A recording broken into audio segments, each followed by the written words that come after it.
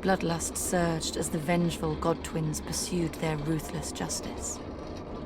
The skies darkened with a devastating bombardment, spreading ruin through all the humans had built.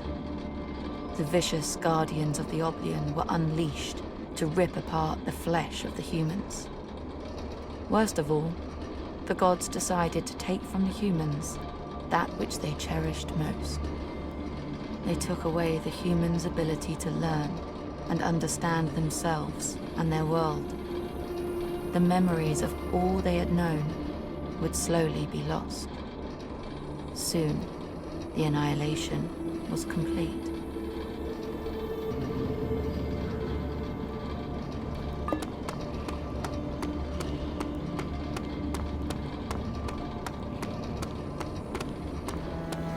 The rock tunnels take her back to the surface. The gods have reaped a tyrant's justice that knows no end. The rubble stretches out in all directions. Their brutality is a riddle. Abby searches for an answer but finds none. What atonement can undo this ruin? She no longer counts her steps. Distance doesn't matter. She knows she is close to something.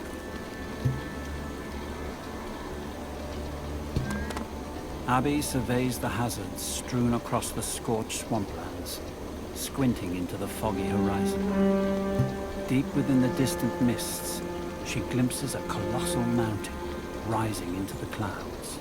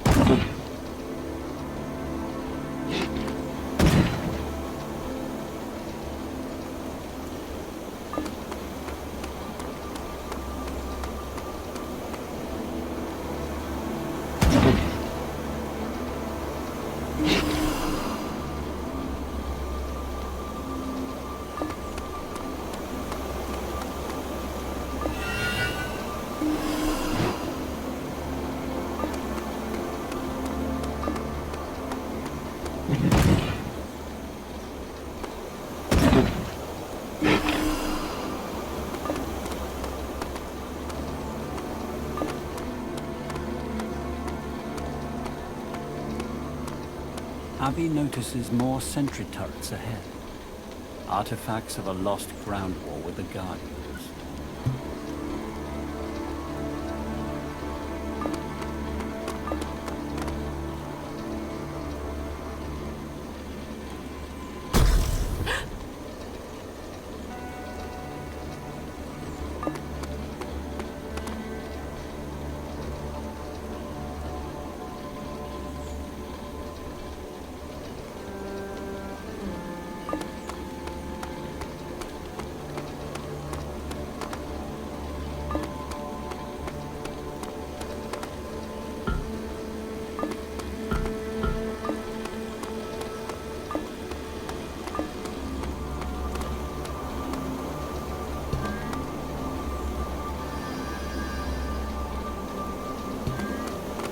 Ahead lies another battlefield relic. Everywhere she looks, Abby sees evidence of the human's fatal misjudgment.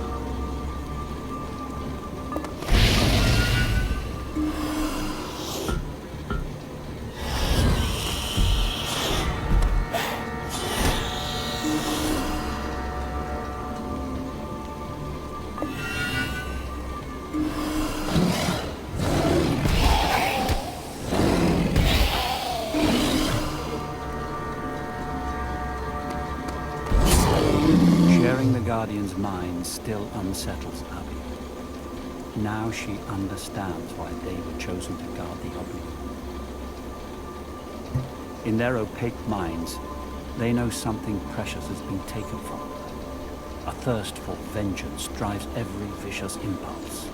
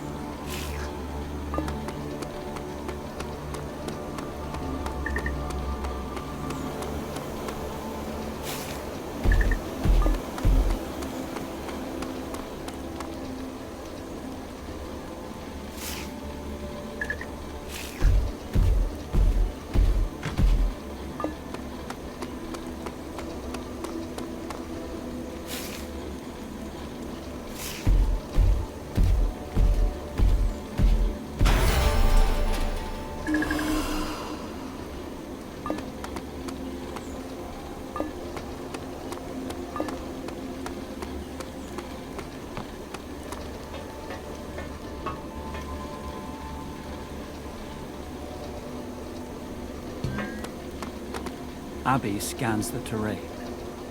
Elevated walkways crisscross the corrosive swamp ahead. Beyond it, she sees the cratered foothills of Nadar Mountain, home of the gods.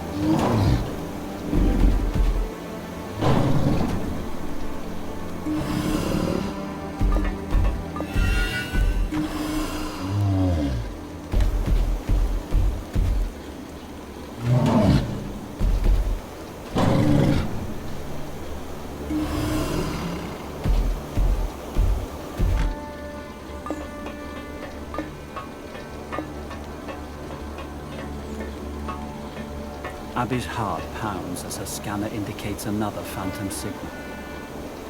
She initiates the connection.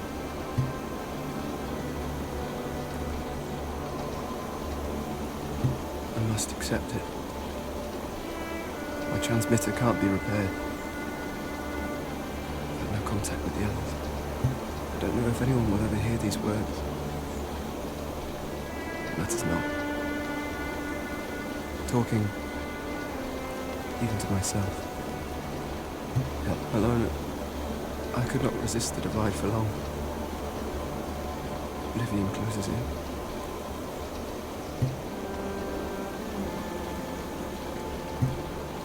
She hasn't heard his voice for 2 years.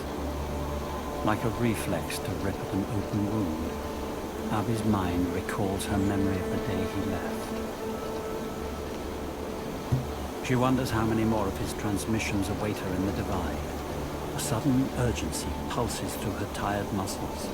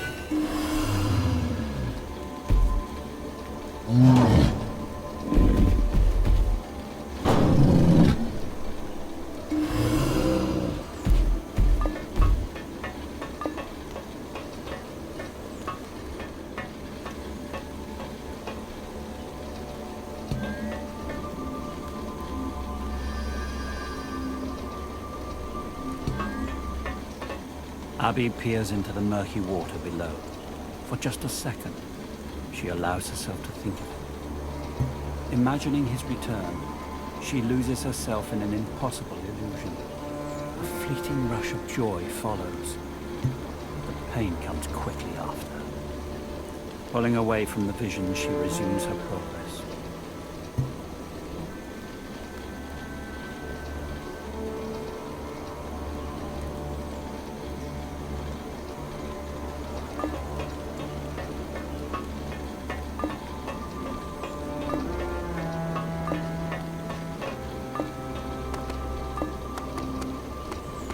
Abby notices the eerie glow of an artificial light coming from within the cabin.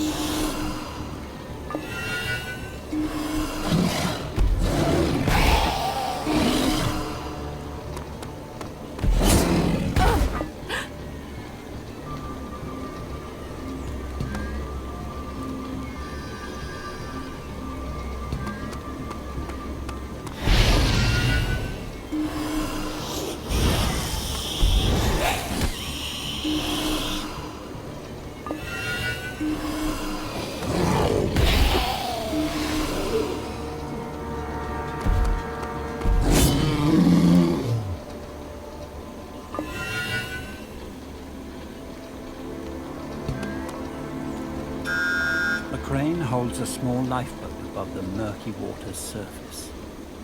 Abby tries to lower it, but finds the controls locked.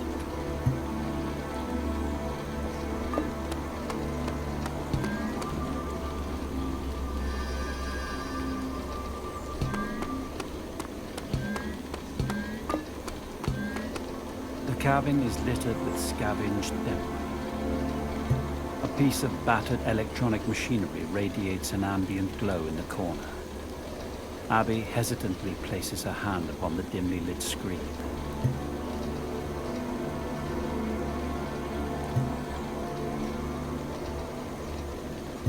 List has been annihilated. Our pursuit of the Oblion brought us here. We gathered on rooftops in the darkness to witness it. A blinding light as the fatal blow was dealt. List's shattered remains rained down upon our doomed lands. Without List's protection, we were helpless in the face of Or and Ott's immense power. List's colossal remains cut vast craters into the earth where they fell. This we could maybe have overcome. But Or and Ott continue to inflict a damage far worse. Our minds can't endure it. Justice, guilt, responsibility. There's no world to give meaning to these sounds anymore. My people never truly accepted the quiet, inevitable end awaiting each and every individual. The Oblion promised us a way out of it, and none could resist the futile pursuit of it. We've reaped a horror worse than we could have ever imagined. Abby's thoughts race as the artifacts of her tragedy come together. A vista of chaos takes shape in her mind, threatening to overwhelm her. She has never felt so small. What atonement could she produce to reverse such an apocalypse?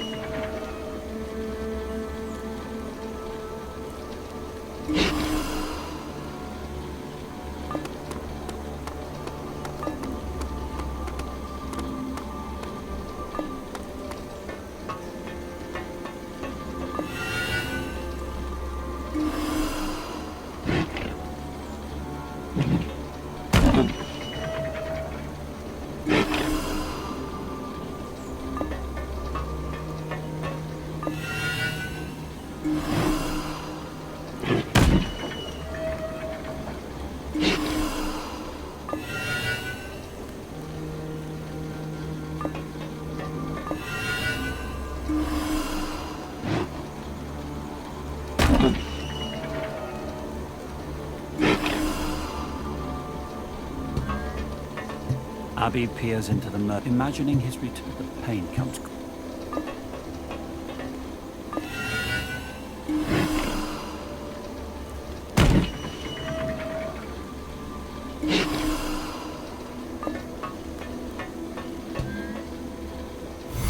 The startled creature appears to have been using this platform as a nest. Amid the chewed-up debris, Abby spots a small key.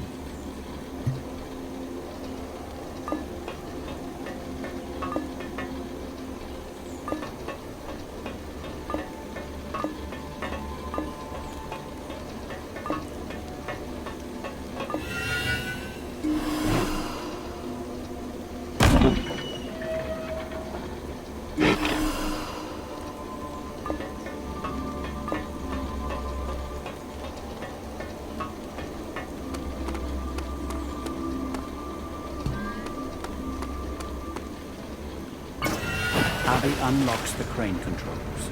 The vessel's hull hisses quietly as it eases into the corrosive water. Climbing in, Abby starts the engine and steers towards the horizon's mist-shrouded mountains.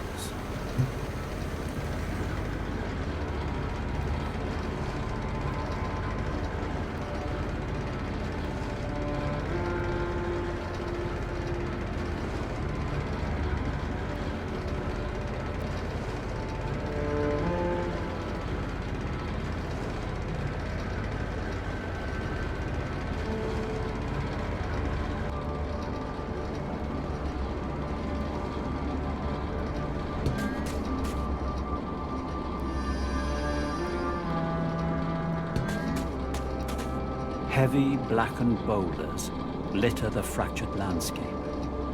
Deep cracks crisscross the plateau ahead, as if palm lines in the hand of a colossus.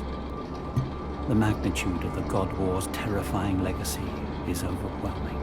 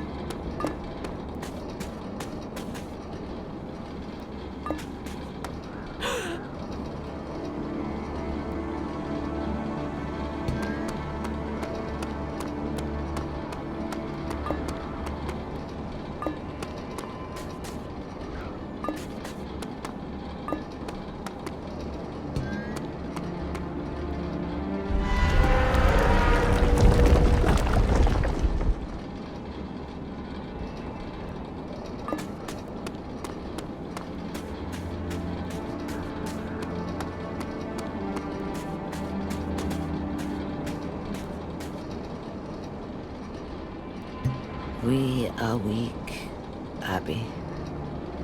News of your progress is our only balm. I am close, Amitai. Every step takes me nearer. The conditions of your atonement have been revealed. Not yet, but I am close to something.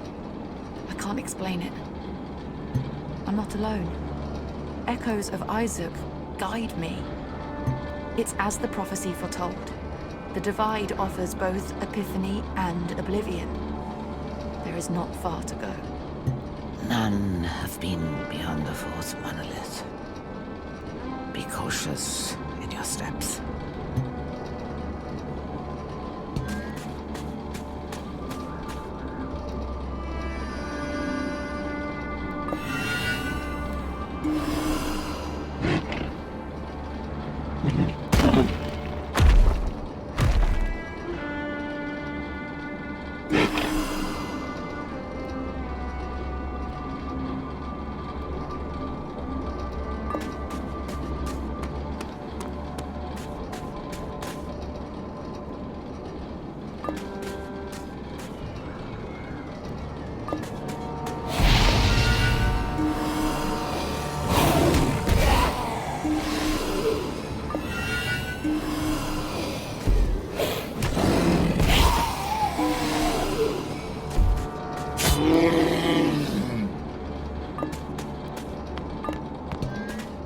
Abby's eye traces the outline of a distant curving ridge.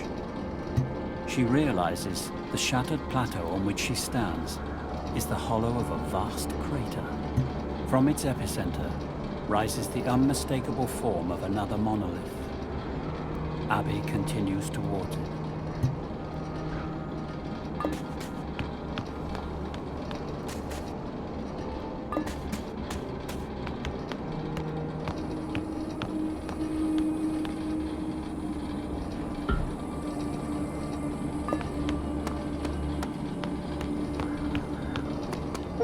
From the crater's fissured center point rises another of the mysterious monoliths.